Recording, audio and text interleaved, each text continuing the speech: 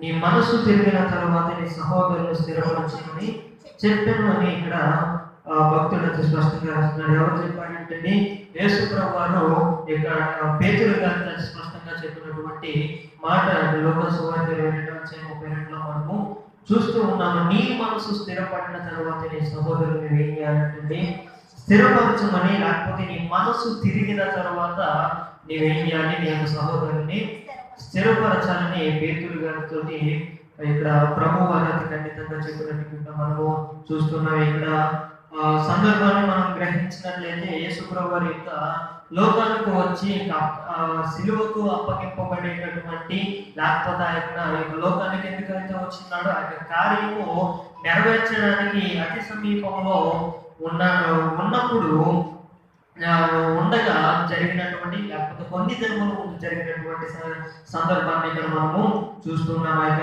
పై వచనంలో మనం చదివినట్లయితే 24 నుంచి మనం చదివినట్లయితే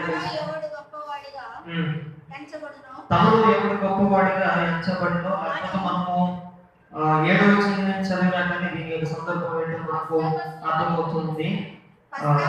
నేను చెప్తాను, అందరూ వినండి. ఇక్కడ సందర్భాన్ని మనం చూసినట్లయితే ఆయన చెప్పినట్లుగా యేసు ప్రభు వారు శిలువకు అప్పగింపబడక ముందు కొన్ని రోజుల ముందు జరిగినటువంటి విషయాన్ని, సందర్భాన్ని మనం చూసినాం.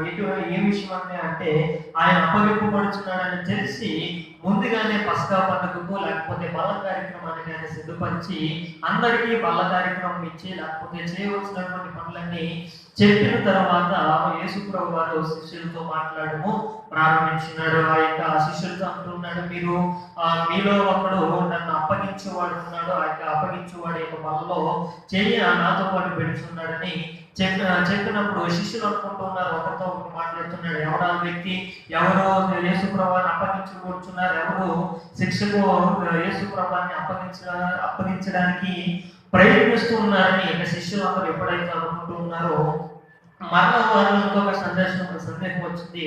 ఏంటంటే ఎవడు దేవుని రాజ్యంలో గొప్పవాడిగా కనబడుతూ ఉంటాడు, లేకపోతే 24 వచనంలో మనం చదివినట్లయితే తమలో ఎవడు గొప్పవాడిగా ఎంచబడును అనే వివాదము వారిలో ఏం చేసిందంటే పుట్టింది. వారిలో వారు మాట్లాడుకోవచ్చు, దేవుని యొక్క మాట చెప్పిన తర్వాత వారిలో వారు అనుకుంటూ ఉన్నారు. మనము 23లో మనం చదివినట్లయితే వారు ఈ పనిని చేయబోయే వారు ఎవరో అని తమలో తాము ఏం చేస్తున్నారు,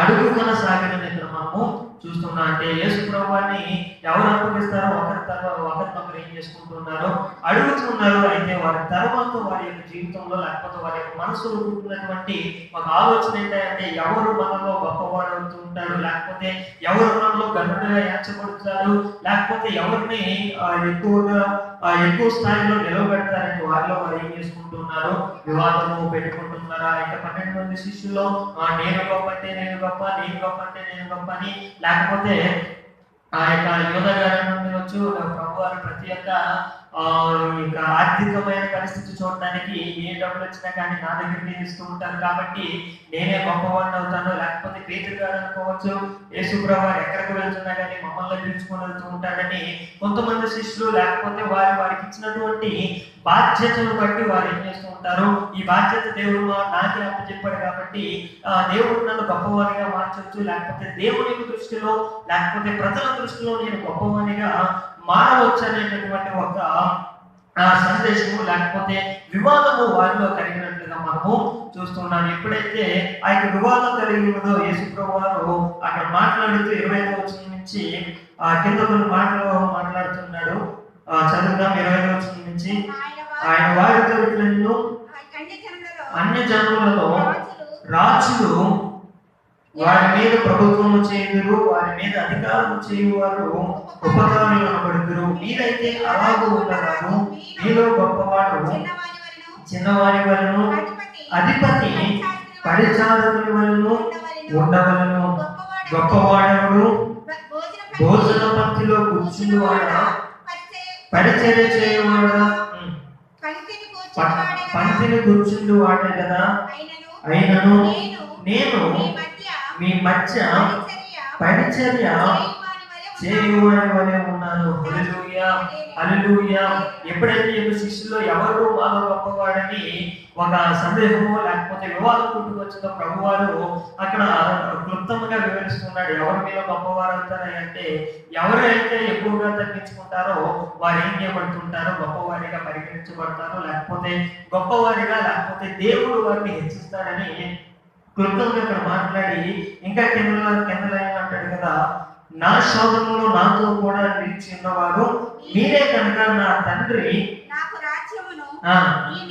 నియమించినట్లుగా నా రాజ్యంలో నా బల్ల యొక్క అన్నపానములు పుచ్చుకొని సింహాసనముల మీద కూర్చుని ఇశ్రాయేలు 12 గోత్రముల వారికి మీరు తీర్పు తీర్చుటకై నేనును మీకు రాజ్యమును నియమించుచున్నాను. హల్లెలూయా, హల్లెలూయా. ఎవరు గొప్పవారిని యేసుప్రభువు వారు వారికి చెప్పిన తర్వాత మరలా ఆయన అంటాడు కదా, మీరు నా యొక్క శ్రమంలో లేకపోతే నేను నడిచినటువంటి ఆ యొక్క నిండు మార్గంలో నాతో పాటు మీరు ఉన్నారు కాబట్టి మీ అందరినీ కూడా నేను ఏం చేస్తాను, గొప్ప చేస్తానని దేవుడు మంచి వాగ్దానాన్ని వారి యొక్క జీవితంలో వారికి ఏం చేస్తూ ఉన్నాడు, అనుగ్రహిస్తూ ఉన్నాడు. హల్లెలూయా, హల్లెలూయా. కనుక మన యొక్క జీవితంలో మనము అర్థం చేసుకోవాల్సింది ఏంటి అంటే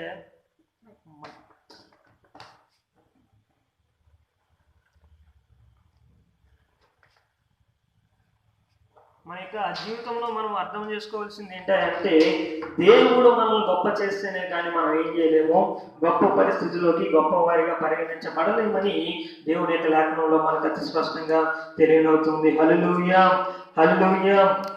అయితే మనం చదువుకున్నటువంటి యొక్క లేఖన భాగాన్ని మనం పరిశీలించినట్లయితే 31వ వచనం నుంచి సీమోను గారితో ప్రభువారు మాట్లాడము ప్రారంభించినాడు. అంటాడు కదా, సీమోను సీమోను, ఇదిగో సాతాను మిమ్మును పట్టి గోధుమల వలె జల్లించుటకు మిమ్మును కోరుకొనిను గాని నీ నమ్మిక తప్పిపోకుండానట్లు నేను నీ కొరకు వేడుకొంటిని. నీ మనసు తిరిగిన తరువాత నీ సహోదరులను స్థిరపరచమని చెప్పెను. హల్లెలూయా, హల్లెలూయా. ప్రభువారు వారిని ఏర్పరచుకుంది ఎందుకంటే గొప్పవారిగా చేయడానికి ప్రభువారు ఏం చేస్తున్నారట, ఇక శిష్యులందరినీ ఏర్పరచుకుంటే సాతాను మాత్రం ఈ యొక్క శిష్యులను పట్టి దేనికి వాడుకోవాలనుకుంటుంది అంటే గోధుమ వలె చల్లి దాని యొక్క కార్యాలు అవి చేసుకోవటానికి, లేకపోతే నెరవేర్చుకోవడానికి, వీరిని వాడుకోవడానికి, లేకపోతే గోధుమల వలె వారిని జల్లించేయడానికి ఆ యొక్క శిష్యులను సాతాను ఏం చేసిందంటే కోరుకుంటూ ఉంది. కాబట్టి మీరు ఈ యొక్క నమ్మికలో నుంచి తప్పిపోకున్నట్లు నేను ఏం చేశాను, మీ కొరకు ప్రార్థన చేస్తున్నాను. అయితే సాతానుడు మిమ్మల్ని ఏం చేస్తాడు, గొప్ప కీడులోకి నడిపిస్తూ ఉంటాడు. అయితే పేతురుతో అంటాడు కదా, నీవు సాతాను యొక్క చేతుల్లో చిక్కుబడినప్పుడు కూడా మరలా నువ్వు ఏం చేస్తావు, వెనకకు తిరిగి వస్తావు. ఎప్పుడైతే నీవు నా వైపుకు తిరుగుతావో, లేకపోతే నన్ను విడిచిపెట్టి వెళ్ళిన నీవు, సాతాను చేతిలో వాడబడిన నీవు మరలా తిరిగి నా ఎదురు నీవేం చేస్తావు, తిరిగి వస్తావు. తిరిగి వచ్చిన తర్వాత నీవేం చేయాలి, నీ యొక్క సహోదరులను స్థిరపరచమని తిరిగి నీ యొక్క మనసు మరల వద్దకు తిరిగిన తర్వాత నీవు నీ యొక్క సహోదరులను కూడా నీవేం చేయాలి, స్థిరపరచమని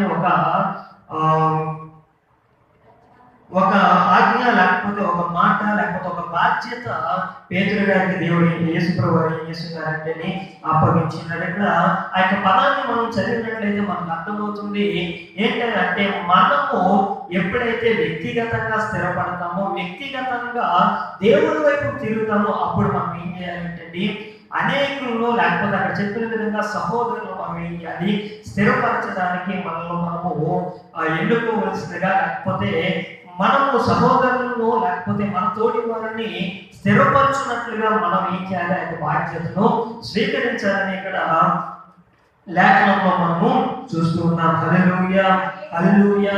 ఇక్కడ మాటల్లో మనము అర్థం చేసుకోవాల్సింది ఇంకోటి ఏంటంటే యేసుప్రభువు వారు లేకపోతే దేవుడు మన యొక్క వ్యక్తిగత జీవితానికి ఎంత ప్రాముఖ్యత ఇచ్చి ఉన్నాడో ఆ యొక్క విషయాన్ని కూడా మనం ఏం చేయాలి, అర్థం చేసుకోవాల్సిన వారు ఏంటున్నాం. హల్లెలూయా, హల్లెలూయా. మనము తిరిగితేనే కానీ, లేకపోతే మనము స్థిరపడితేనే కానీ, లేకపోతే మనము దేవుణ్ణి తెలుసుకుంటేనే కానీ, లేకపోతే మన విశ్వాస్యతలో స్థిరపడితేనే కానీ దేవుని గురించి అధికంగా లేకపోతే ఆయన యొక్క ప్రభావం గురించి అధికంగా తెలుసుకుంటేనే కానీ, ఒక ప్రాంతంలో మనము నిలవబడితేనే కానీ, లేకపోతే వాక్యంలో మనము వాక్యానుసారంగా మనం నడిచితేనే కానీ మన సహోదరులు మనం ఏం చేయలేము, స్థిరపరచలేమన్న సంగతిని ఇక్కడ ఏం చేస్తున్నాడు ప్రభు వారు ఒక విధంగా మనకు తెలియపరుస్తున్నారు. ఒకవేళ లేకపోతే మన సహోదరులు మనము స్థిరపరచాలనుకున్నా కానీ ముందు మనం ఏం చేయాలంటే స్థిరపడాలి, లేకపోతే దేవుని వైపుకు పరిపూర్ణంగా తిరగవలసిన వారమై ఉంటున్నాం. హల్లెలూయా హల్లెలూయా. మనం ఏం చేయాలంటే దేవుని వైపుకు పరిపూర్ణంగా తిరగవలసిన వారమై ఉంటున్నాం. ఎప్పుడైతే తిరుగుతామో మన యొక్క మనస్సును దేవుని పైన ఎప్పుడైతే కేంద్రీకృతం చేసుకుంటామో, మన యొక్క మనస్సును విశ్వాసంతో ఎప్పుడైతే నింపుకుంటామో, మన యొక్క మనస్సును ప్రార్థనా జీవితంతో ఎప్పుడైతే నింపుకుంటామో, మన యొక్క మనస్సును ఎప్పుడైతే వాక్యముతో నింపుకుంటామో, మన యొక్క మనస్సును ఎప్పుడైతే దేవుని యొక్క వాక్యానుసారముతో నింపుకుంటామో, లేకపోతే వాక్యానుసారంగా నడవటానికి మన యొక్క మనస్సును సిద్ధపరుచుకుంటామో, అప్పుడే మనం ఏం చేయాలంటే మన యొక్క సహోదరుల నిమిత్తము, లేకపోతే ఆ యొక్క సహోదరుల మాటలో ఎవరికన్నా పెట్టుకోవచ్చు, మన భర్తలో, లేకపోతే మన భార్యలో, లేకపోతే మన పిల్లలను, లేకపోతే మన బంధువులను, ఎవరైనా సరే మనము స్థిరపడిన తర్వాత ఏం చేయాలంటే వారి యొద్దకు వెళ్ళాలి. మనము దేవుని వైపు తిరిగిన తర్వాత వారిని ఏం చేయాలంటే దేవుడు స్థిరపరచాలి, లేకపోతే దేవుడి వైపుకు త్రిప్పాలి అన్న సంగతిని మనం ఏం చేయాలంటే గ్రహించవలసిన వారు ఉంటున్నాం. ఒకవేళ మనము తిరగకుండా దేవుడి వైపుకు మన యొక్క మనసును కేంద్రీకరించకుండా, ఆత్మీయతకు మన యొక్క మనసులో ప్రాధాన్యత ఇవ్వకుండా మన యొక్క సహోదరులు స్థిరపరచాలని చూసామనుకోండి, మనలో ఉన్న అవిధేయత కూడా వారిని ఏం చేస్తూ ఉంటుంది, ఇంకా అవిధేయతలోకి ఏం చేస్తుంది, వారిని నడిపిస్తుంది. ఇంకా అవిశ్వాసతలోకి వారిని ఏం చేస్తూ ఉంటుంది, నడిపిస్తుంటది. కనుక పేతురు గారితో యేసుప్రభు వారు చెప్తున్నారు, నీ మనసు స్థిరపడిన తర్వాత, లేకపోతే నీ మనసు మరలా తిరిగిన తర్వాత, మరలా నీవు దేవుళ్ళలో కట్టుబడిన తర్వాత, మరలా దేవుని యొక్క చిత్తానికి నీవు ఒప్పించుకున్న తర్వాత నీ సహోదరుని ఏం చేయాలి, స్థిరపరచమని దేవుని యొక్క లేఖనంలో మనం చూస్తున్నాం. అయితే ప్రభు వారు చెప్పినట్లుగా సాతాను వారిని ఏం చేస్తుంది, కోరుకుంటుంది. ఎందుకంటే తన యొక్క చిత్తాన్ని నెరవేర్చడానికి వీళ్ళు కోరుకుంటుందని ప్రభువుకి ఏమైంది అర్థమైంది. ఎందుకంటే ఆయనకు మన యొక్క భవిష్యత్తు తెలుసు కనుక, భవిష్యత్తులో మనం ఎలా ఉండబోతున్నామో ఆయనకు తెలుసు కనుక, ప్రతి విషయాన్ని ఆయన కూలంకషంగా, లేకపోతే ఆయన ఎరిగి ఉన్నవాడు కనుక ఆ యొక్క శోధనలో మనం ప్రవేశించకూడనట్లు మనం ఏం చేసుకున్నాడు, ఎప్పటికప్పుడు మనకు బోధిస్తూ ఆ యొక్క శోధన నుంచి మనం తప్పించడానికి దేవుడు ఎంతగానో ప్రయత్నిస్తూ ఉన్నాడు. హల్లెలూయా హల్లెలూయా. మనం యొక్క పేతురు గారిని చూసినట్లయితే ప్రతి విషయంలోనూ దొరుకుగా ఉండి ప్రతి దాంట్లోనూ నేను ఉన్నానని వేగెడుతూనే ఉంటాడు. ఆఖరికి వచ్చేసరికి, లేకపోతే ప్రభువారు మరలా మరణించిన తర్వాత ఆ యొక్క శిష్యులందరినీ కూడా ఏం చేస్తున్నాడు అక్కడ ఆ తర్వాత భాగంలో మనం చూసినట్లయితే వీరందరూ మరలా సముద్రం దగ్గర కూర్చొని మాట్లాడుకుంటూ ఉంటారు. ఏమన్నాయంటే, మొదటిగా పేతురు గారు మొదలుపెడతారు, ఏంటంటే మరలా నేను ఏం చేస్తాను, చేపలు పట్టటకు మరలా నా యొక్క ఉద్యోగాలకి ఏదైతే నేను విడిచిపెట్టి వచ్చానో, ఏదైతే నేను వదిలేసి వచ్చానో, ఏ స్థితిలో నుంచి అయితే దేవుడు నన్ను పిలిచి ఉన్నాడో మరలా అదే స్థితికి నేను వెళ్ళిపోవాలనుకుంటున్నాను. మరలా నా యొక్క చేపల వేట నేను ప్రారంభించాలనుకుంటున్నాను, చేపలు పట్టేవాడిగా నా యొక్క జీవితాన్ని కొనసాగించాలనుకుంటున్నానని పేతురు గారు ఏం చేస్తున్నారంటే ఆ యొక్క గుంపు మధ్యలో ఉండి ఆ యొక్క శిష్యులందరినీ కూడా దేవుడు దేనికైతే ఏర్పరుచున్నాడో ఆ ఏర్పరచబడిన ఆ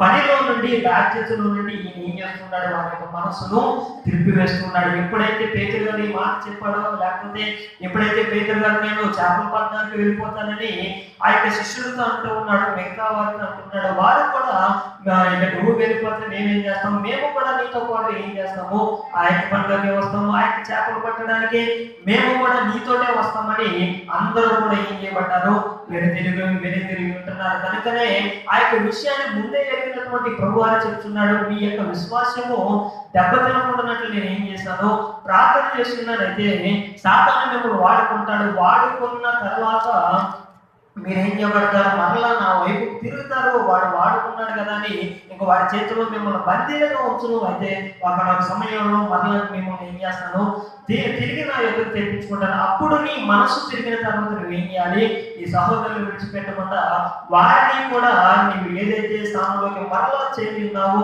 దేవుడు నిన్ను ఎందుకైతే బలపరుచున్నాడో ఆ యొక్క చిత్తంలోకి లేకపోతే ఆ యొక్క ఆలోచనలోకి నీ యొక్క సహోదరులు కూడా నువ్వు ఏం చేయాలి, స్థిరపరచాలి, తీసుకురావాలి. వాటిని కూడా నువ్వు బలపరచాలి. అంతకుముందు నువ్వు ఏం చేయాలి, స్థిరపడాలి. లేకపోతే దేవుడి వైపుకు తిరగాలని కారఖండితంగా దేవుడు ఏం చేస్తున్నాడు, ఇక పేతురు గారికి ఆ యొక్క బాధ్యతను అప్పగిస్తున్నాడు. మన యొక్క జీవితంలో కూడా అనేక మంది అంటూ ఉంటారు, నేను అనేక సంవత్సరాల నుంచి దేవుని యొక్క సన్నిధికి వస్తున్నాను, అనేక సంవత్సరాల నుంచి నా యొక్క కుటుంబం కొరకు ప్రార్థన చేస్తున్నాను, నా యొక్క భర్త రక్షించబడాలని, నా యొక్క పిల్లలు రక్షించబడాలని, నా యొక్క బంధువులు రక్షించబడాలని అనేక సంవత్సరాల నుంచి దేవుని యొక్క సన్నిధికి వస్తూనే దేవుడిని కోరుకుంటున్నాను. కానీ ఈనాడు కూడా నా యొక్క పిల్లలు ఏం చేయలేదు, నా యొక్క దేవుడి యొక్కకు రాలేదు, నా భర్త రక్షించబడలేదని దేవుడి యొక్క మరలా ఏం చేస్తుంటారు, తొక్కుపడుతూ ఉంటారు. అయితే ఈ యొక్క లేఖనాన్ని బట్టి మనం అర్థం చేసుకోవాల్సింది ఏంటంటే మన మనసు ఖచ్చితంగా సంపూర్ణంగా ఎప్పుడైతే దేవుడి వైపు తిరుగుతుందో, మన యొక్క క్రియల్లో కానీ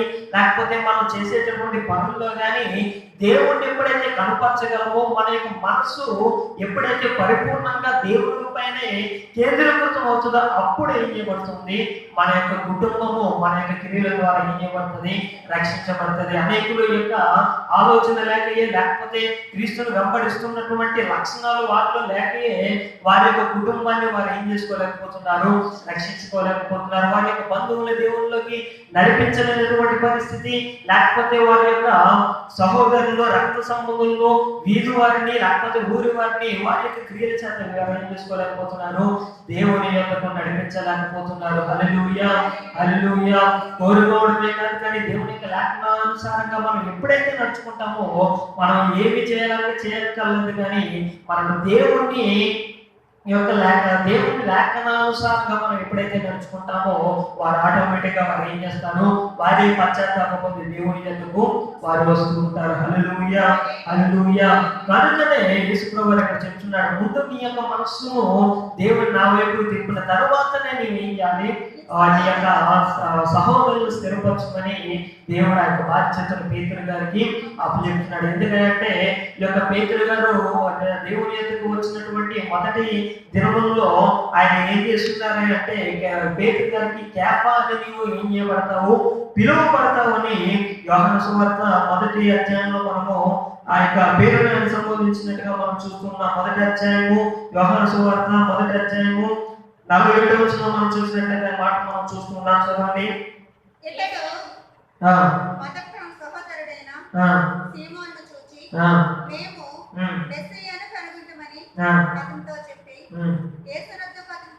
యేసునొద్దకు అతని తోడుకొని వచ్చెను. మెస్సియా అను మాటకు అభిషక్తుడనే అర్థము. యేసు అతని వైపు చూచి, నీవు యోహాను కుమారుడైన సీమోనుకు నీవు కేఫా అనబడదువని చెప్పెను. కేఫా అను మాటకు రాయి అని అర్థము. హల్లెలూయా, హల్లెలూయా. ఎందుకు సీమోను గారికి యొక్క బాధ్యత అప్పచెప్పినాడు, ఎందుకు మిగతా ఊరికి అప్పచెప్పలేదు అంటే, సీమోను గారిని దేవుడు ఏం చేస్తున్నాడంటే కేఫా అని లేకపోతే రాయి అని అర్థం ఇచ్చేటటువంటి పేరును ఆయనకి ఏం చేస్తున్నాడు, ఇచ్చి ఉన్నాడు. అంటే ఆ యొక్క బండ మీద లేకపోతే ఆ యొక్క రాయి మీద మిగతా వారిని అది అతను నిలవబెట్టవలసిన వాడై ఉంటున్నాడు. ఆ యొక్క మిగతా వారిని ఆ యొక్క బండ మీద ఆయన స్థిరపరచవలసిన వాడై ఉంటున్నాడు. ఆ యొక్క రాతి మీద వారి యొక్క ఇంట్లో యొక్క పేతురుగా ఏం చేయాల్సి ఉన్నాడు, కట్టవలసిన వాడు ఉంటున్నాడు. కనుకనే ఆఖరిలో కూడా బాధ్యత సీమోను గారికి ఏం చేస్తున్నాడు, లేకపోతే పేతురు గారికి ప్రభువారు ఏం చేస్తున్నారండి, సహోదరులు సిద్ధపరిచేటటువంటి స్థిరపరిచేటటువంటి బాధ్యతను ఈ యొక్క పేతురు గారికి ప్రభువారు ఏం చేస్తున్నారు, అప్పగించి ఉంటున్నాడు. హల్లెలూయా, హల్లెలూయా. మరి మన యొక్క కుటుంబాన్ని నడిపించేటటువంటి పనిలో మనమంత నిమగ్నమై ఉంటున్నాము. మనం పరీక్షించుకోవాల్సిన వారు ఉంటున్నాం. మన యొక్క భర్త మారకపోతే, భార్య మారకపోతే, పిల్లలు మారకపోతే దానికి కారణం ఏంటంటే మన యొక్క జీవితంలో ఏదో లోటుపాటు, దేవునికి వ్యతిరేకమైనటువంటి క్రియ ఏదో ఉంది. కాబట్టి మన యొక్క జీవితంలో ఏం చేయడం లేదు, ఆయన యొక్క కార్యములు మన యొక్క జీవితంలో మన యొక్క కుటుంబం పట్ల ఏం చేయడం లేదో మనము చూడలేకపోతున్నాం. హల్లెలూయా, హల్లెలూయా. ఎందుకంటే ఒకటే కారణము, మన యొక్క మనసు దేవుని వైపు ఏం చేయలేదు, ఇంకా సరిగా తిరగలేదు.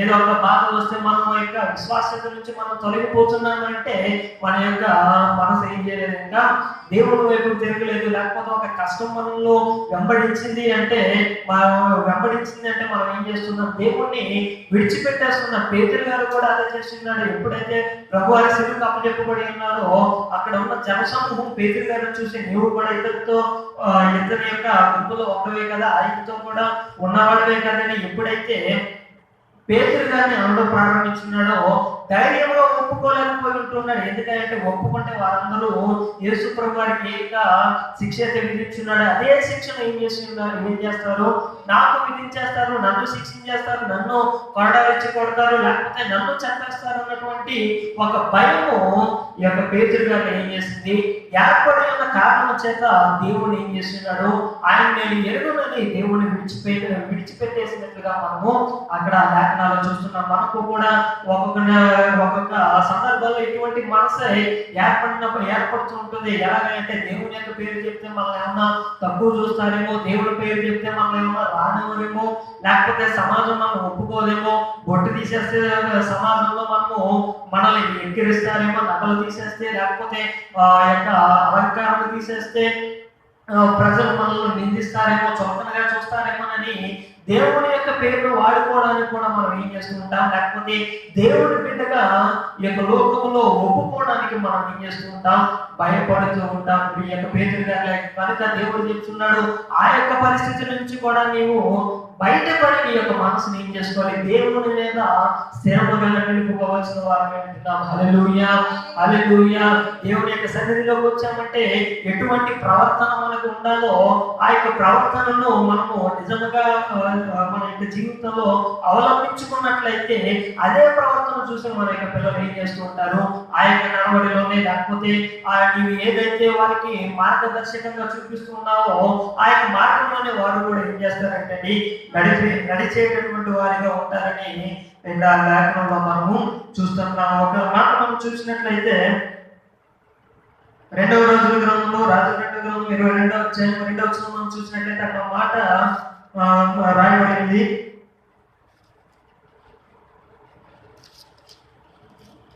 రాజుల 2వ గ్రంథం 22వ అధ్యాయం 2వ వచనం.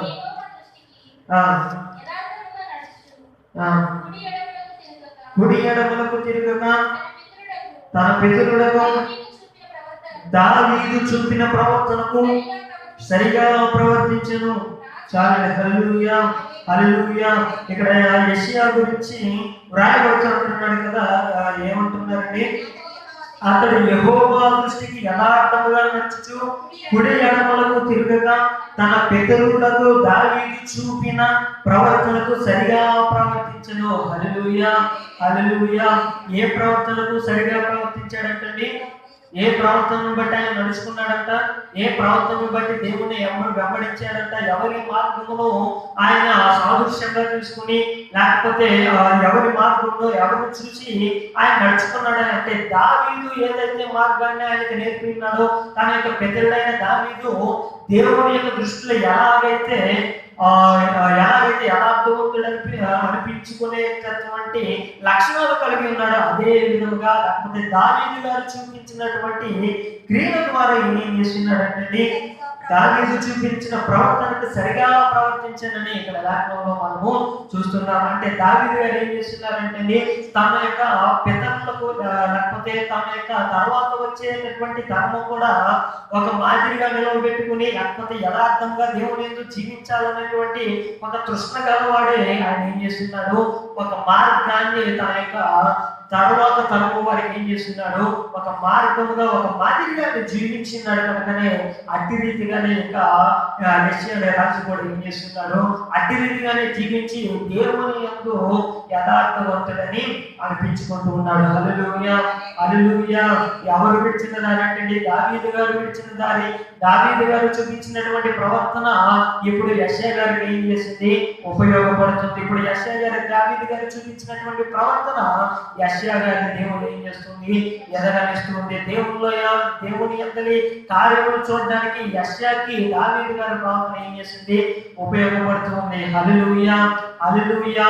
దావీదు గారు దేవుని యందు ఆ యొక్క యథార్థ ప్రవర్తన కలిగి ఉన్నాడు కాబట్టి తన యొక్క సంతానము అవిధేయులైనప్పటికీ కూడా సింహాసనము మాత్రం ఏం చేయబడలేదు, వారి యొక్క సంతానం నుంచి తీసివేయబడకుండా నిత్యము స్థాపించబడినట్లుగా దేవుని యొద్ద నుంచి ఆయన ఏం చేస్తున్నాడు, శాసనాన్ని నిర్ణయం చేసుకుని ఉన్నాడు. ఎలాగే అంటే ఆయనకు ఉన్నటువంటి యథార్థ ప్రవర్తనను బట్టి ఆయన ఏం చేస్తున్నాడు, ఆ యొక్క వాగ్దానాన్ని స్వతంత్రించేసుకున్నట్లుగా మనం ఇక్కడ చూస్తున్నాం. మన యొక్క పిల్లలు అవిధేయులు అవ్వచ్చు, లేకపోతే ఆ దేవుడికి ఇష్టకరంగా జీవించకపోవచ్చు. అయితే వారి మీద ఇప్పుడు బాధ్యతగా ఉన్న మనము సరిగా నడిచినట్లయితే, యథార్థంగా దేవుని యందు ప్రవర్తించినట్లయితే నీకు ఇచ్చినటువంటి బాధ్యతను నీ పిల్లల తరం వరకు ఆయన ఏం చేస్తాడు,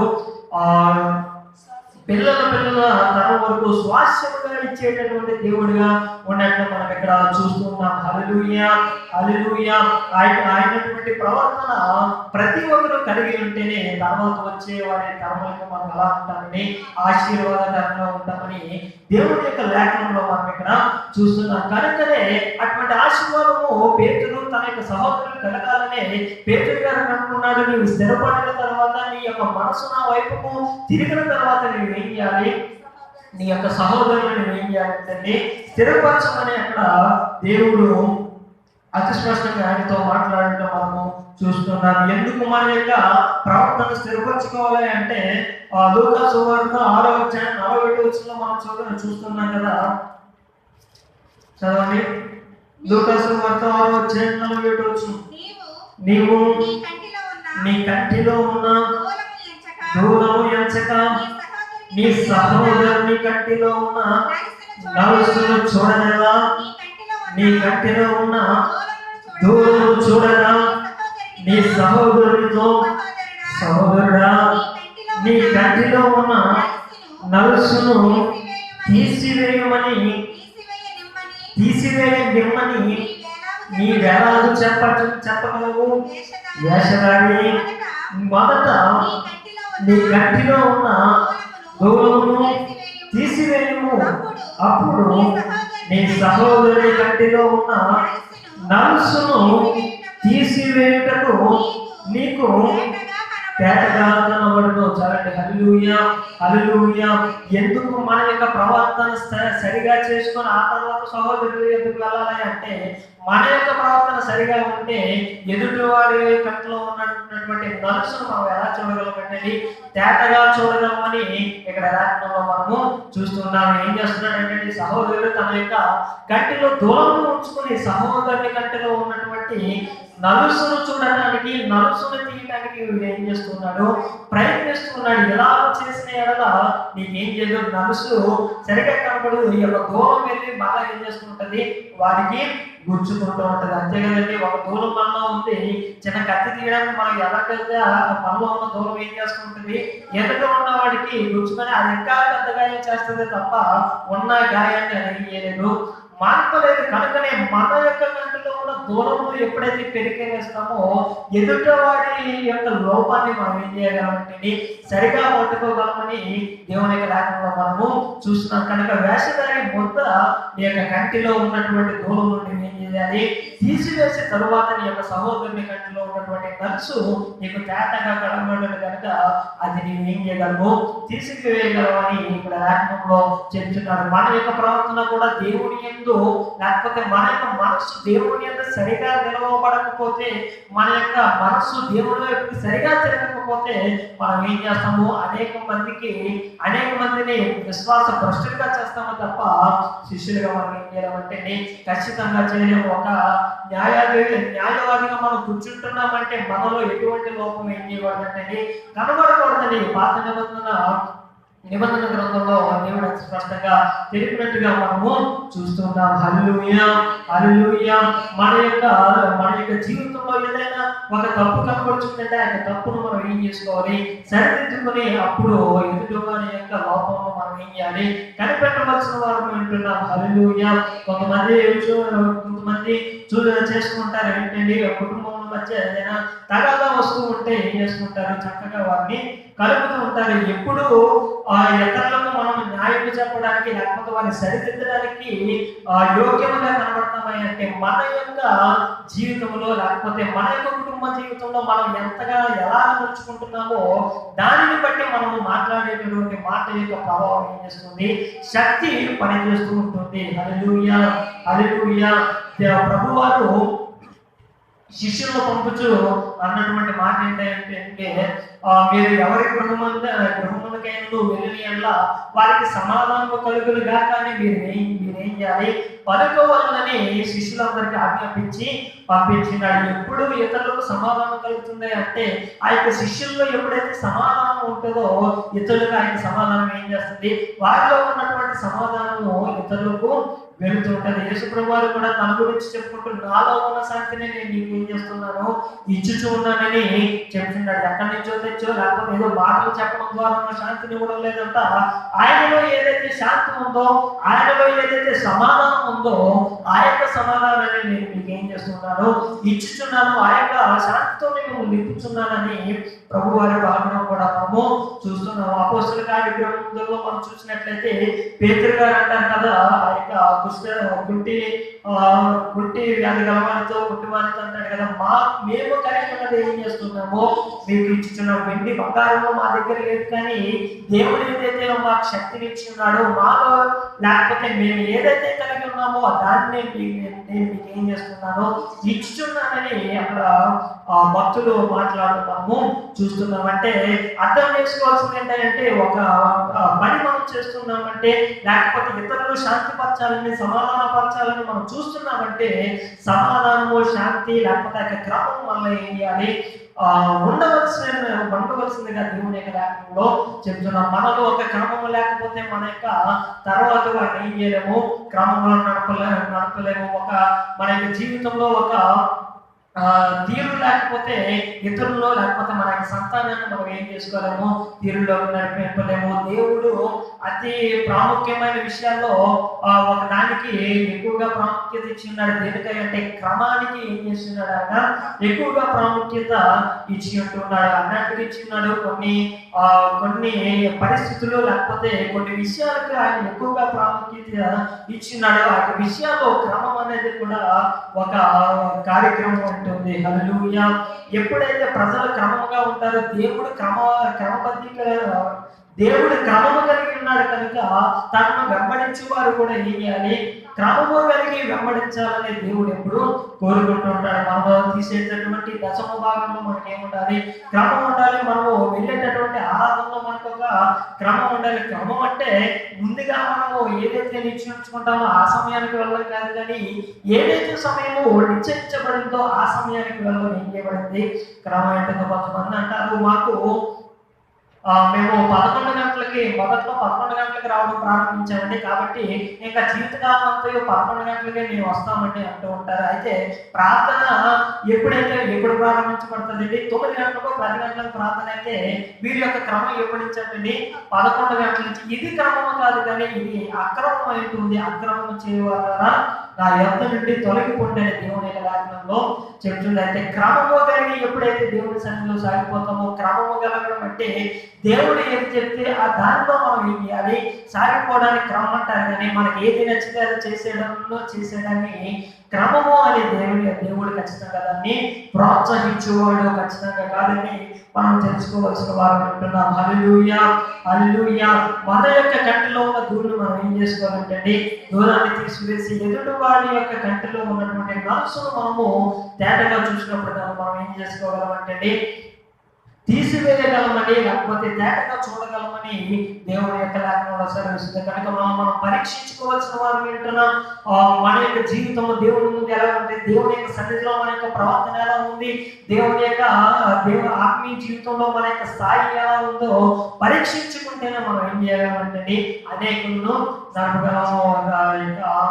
గత 2 రోజుల క్రితము ఫేస్బుక్ లో ఎవరో వీడియో పెట్టున్నాడు. వీడియో పెట్టి వాడు చెప్పేది ఏంటంటే, నేను సంఘానికి వెళ్ళటానికి ఇష్టపడడం లేదండి. ఎందుకంటే అక్కడ ఉన్నటువంటి పాస్టర్లు ఏం చేస్తున్నారు, ఈ యొక్క సమయానికి ఖచ్చితంగా ప్రతి ఆదివారం మీరు సన్నిధికి రావాలి, దేవుడి సన్నిధికి రావాలి, ప్రతి దాంట్లో మీరు డబ్బులు తీయాలి, లేకపోతే దశంభాగం ఇవ్వాలి అని ప్రతిరోజు ఈయన ఏం చేస్తున్నారంట, బాధించేసి హింసించేసి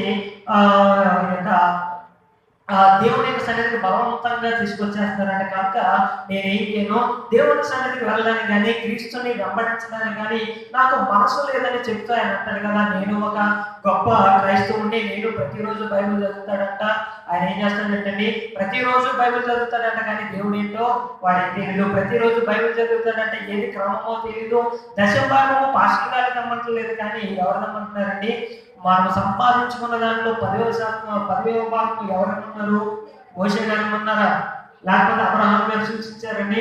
కష్టం కాదు. దేవుడు ఆజ్ఞాపించినటువంటి ఒక ఆజ్ఞలో, లేకపోతే దేవుడు చెప్పినటువంటి ఒక క్రమంలో దశమ భాగం తీయడం కూడా దేవుడే మనకి ఇచ్చినటువంటి ఒక క్రమం ఉంటుంది కనుక దాన్ని ఖచ్చితంగా ప్రతి ఒక్క మనిషిని ఏం చేయాలి, ఆచరించవలసిన వారు అంటున్నారు. ఎందుకంటే దేవుడు వదిలించడానికి కాదు, కానీ మనం ఏం చేయాలి, మనము ఆశీర్వదింపబడడానికి, మనకు వచ్చేటటువంటి రాబడిలో మనం ఏం చేయాలి, ఖచ్చితంగా దేవుడికి దశమ భాగము ఇవ్వవలసిన వారు అంటున్నాం. వీడు సరిగా లేక ఏం చేస్తున్నాడు, దేవుని లేఖనాన్ని ప్రతిరోజు చదువుతున్నాడు, కానీ ఎందుకు చదువుతున్నాడో లేదో ఒక మాట అంటాడు, నేను దేవుడిని సరిగా నమ్మను, ఏదో చర్చకి వెళ్తాను, ఏదో ప్రార్థన చేస్తాను, అంతేగాని బలమైన విశ్వాసం అయితే, బలమైన నమ్మకం అయితే యేసుప్రభు గారు నాకు లేదు అని చెప్తున్నాడు. ఏం లేదంటే సరైన నమ్మకం దేవుని మీద లేదంట, కానీ ఈయన ఏం చేస్తున్నాడు, ప్రార్థన చేస్తున్నాడు అంట. సరైన నమ్మకము, సరైన విశ్వాసము ప్రభువు మీద లేదంట, కానీ బైబిల్ చదువుతున్నాడు. అందుకే ప్రశ్న అయిపోయి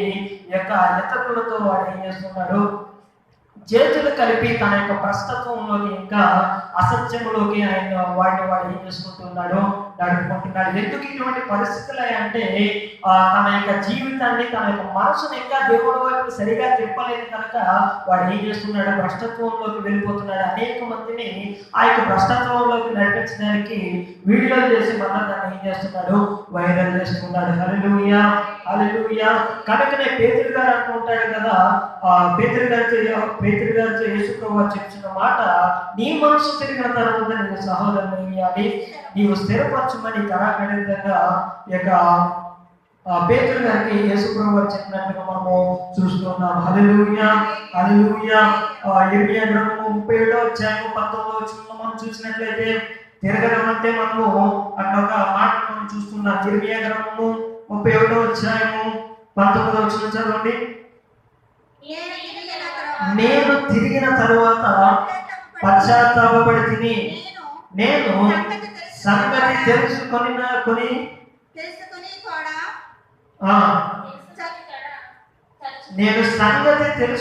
తొడ చరుచుకుంటుని, నా బాల్యకాలం ముందు కలిగిన నిందను భరించు నేను అవమానములకి సిగ్గుపడి తిని. చాలు. హల్లెలూయా, హల్లెలూయా.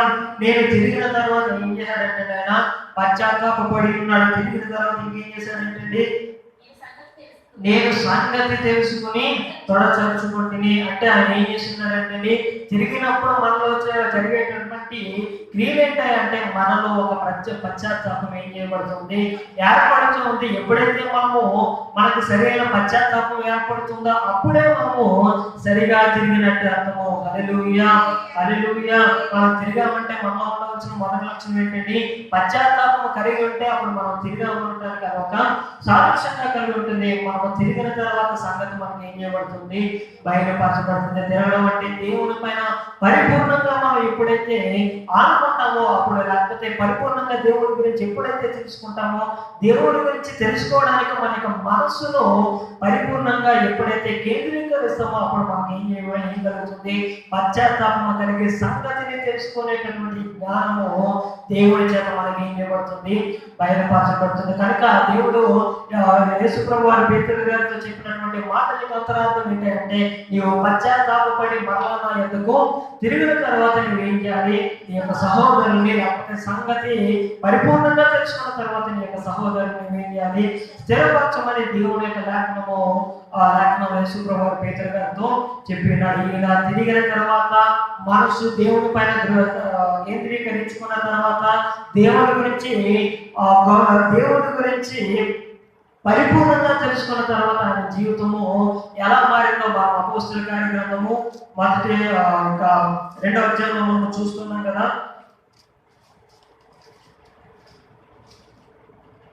పేతురు గారి యొక్క ప్రసంగం.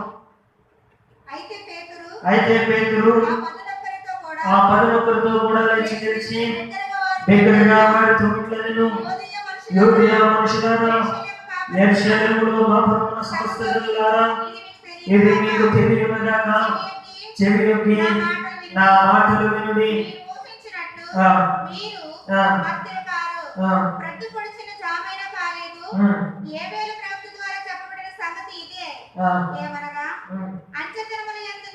చాలండి, హల్లెలూయా. ఇక్కడ మనం చూస్తున్నాము అనేక మంది మీద ఈయన పశ్చాత్తాపం ఎప్పుడైతే నొందలేదో, లేకపోతే దేవుని వైపు ఈయన యొక్క మనసు ఎప్పుడైతే తిరగలేదో ఆయన ఏం చేస్తున్నాడు, కొంతమంది జనం ఉన్నప్పుడు ఆయన ఏం చేస్తున్నాడండి, తన యొక్క నోటితో అబద్ధం ఆడినటువంటి పేతురు గారు ఎప్పుడైతే దేవుని వైపు పరిపూర్ణంగా తిరిగి ఉన్నాడో అనేక మంది మధ్య ఆయన ఏం చేయగలుగుతున్నాడు, దేవుని రక్షకుడిగా లేకపోతే ప్రభువుగా ఏం చేస్తున్నాడు, ఒప్పుకొనగలుగుతున్నాడు. దేవుని గురించిన బలమైన సాక్ష్యాన్ని ఆయన ఏం చేస్తున్నాడు, ధైర్యంగా అనేకమైన జనం ముందు ఆయన ఇవ్వగలుగుతున్నాడు. అంతేకాకుండా అనేక మంది రక్షించబడ్డానికి కూడా ఆయన ఏం చేస్తున్నాడంటే కారణం ఏంటున్నాడు. ఎంతమంది రక్షించబడి ఉన్నారంటండి? ఇంచుమించు 3,000 మంది ఏం చేయబడి ఉన్నారంటండి, చేర్చబడి ఉన్నారు. ఆయన పై వచ్చిన నుంచి మనం చదివినట్లయితే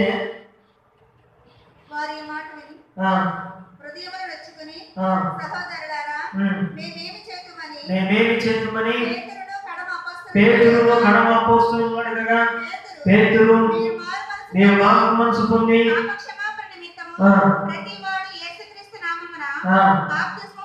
చాలండి, హల్లెలూయా, హల్లెలూయా.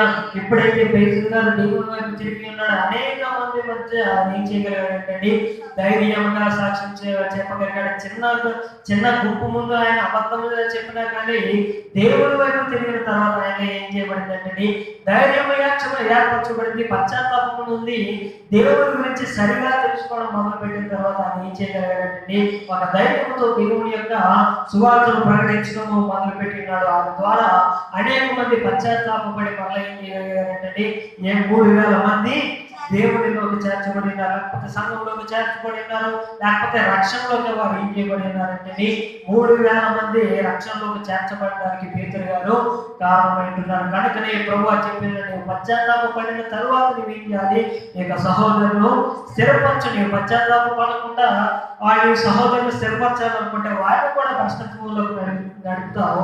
నీ యొక్క మనసు తిరిగిన తర్వాత, నీ పశ్చాత్తాప పడిన తర్వాత, నీవు తెలుసుకున్న తర్వాత ఎప్పుడైతే నీ సహోదరులకు స్థిరపరచడం మొదలు పెడతావో అప్పుడు వారు నాకు ఏం చేయబడతారు, ప్రయోజనంగా తీర్చబడతారన్న ఒక మాటలో ఏం చేస్తున్నారు, యేసుప్రభు వారి యొక్క బాధ్యతను ఆయనకు అప్పచెప్తున్నాడు. కనుక మనం ఏం చేస్తున్నాం, దేవుని వైపు సరిగా తిరిగి మన యొక్క కుటుంబాన్ని దేవుని వైపులోకి నడిపిస్తున్నామా, సరి అయిన ప్రవర్తన కలిగి సరైన క్రియలు కలిగి అనేక మందిని మన కుటుంబాన్ని దేవుని సన్నిధికి నడిపించుకునేటటువంటి లక్షణాలు మనం కలిగి ఉన్నామా, ఇక క్రియలు మనం కలిగి ఉన్నామా, లేకపోతే ఎదుటి వారికి కూడా మన ఇంటి వారికి కూడా భ్రష్టత్వాన్ని కలిగించేటటువంటి క్రియలు మనం కలిగి ఉన్నామా మనం పరీక్షించుకోవాలి. దేవుని సన్నిధికి వచ్చినా కానీ అతి జాగ్రత్తతో మనము దేవుని వైపు పాటలు పాడుతుండగా మనం ఏం చేయాలంటే చప్పట్లు కొట్టి దేవుడిని ఏం చేయాలి, మనము ఆరాధించవలసిన వారు అంటున్నాం. ప్రార్థన చేస్తున్నప్పుడు మనం ఏం చేయాలంటే కళ్ళు మూసుకుని జ్ఞానపూర్వకంగా దేవుడితో మాట్లాడుతున్నామన్నట్టు భయభక్తులతో మనం ఏం చేయాలి, ప్రార్థన చేయవలసిన వారు ఇంట్లో. కొంతమంది ప్రార్థన ఎలా ఉంటుంది అంటే వారిలో వారు మాట్లాడుకుంటారు కానీ ఇంతకీ ప్రార్థన అనేటటువంటి మాటకు నిర్వచనాన్ని కూడా వారు ఏం చేసుకోలేరు, అర్థం చేసుకోలేరు. ఇంతకీ ప్రార్థన అంటే ఏంటండి, దేవుడితో మాట్లాడడానికి ప్రార్థన అంటారా? ప్రార్థన అంటే దేవుడితో మాట్లాడడం అంటారా?